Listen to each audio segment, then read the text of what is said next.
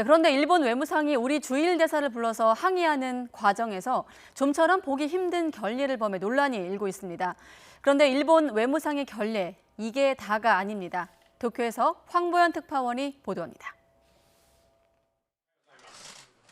사전 약속대로 취재진 앞에서 고노다로 일본 외무상과 남관표 주일 한국 대사 순으로 모두 발언이 이어집니다. 本国政府にしっかりとこの状況を伝達し 징용 배상 판결은 국제법 위반이라는 기존 주장을 또 되풀이했습니다. 남 대사는 지난달 우리 정부 제안을 다시 설명하며 협조를 구했습니다. 측이 함께 지혜를 모아 나가기를 기대하겠습니다. 통역 내용을 가만히 듣고 있던 고노 외무상이 이때 갑자기 끼어듭니다. ちょっと待ってください。韓国側の提案は全く受け入れられるものでない。以前に韓国側にお伝えをしております。それを知らないふりをして改めて提案するのは極めて無礼でございます。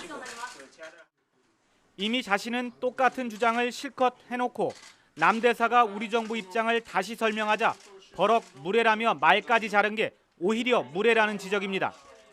고노 외무상은 지난해 10월 우리 대법원의 강제징용 배상 판결이 나왔을 때도 당시 이수은 대사를 불러놓고 악수도 청하지 않은 채 삐딱하게 앉아 결례라는 비판을 받았습니다.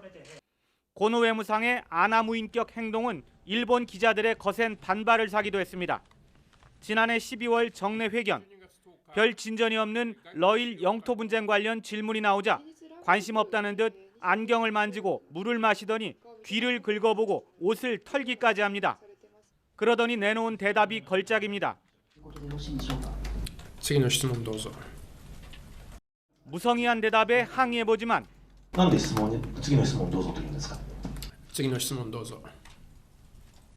이렇게 4번이나 기자 질문을 깔아뭉갠 고노 외무상은 이후 일본 주요 언론의 비판 기사가 잇따르자 나흘 만에 블로그를 통해 사과했습니다.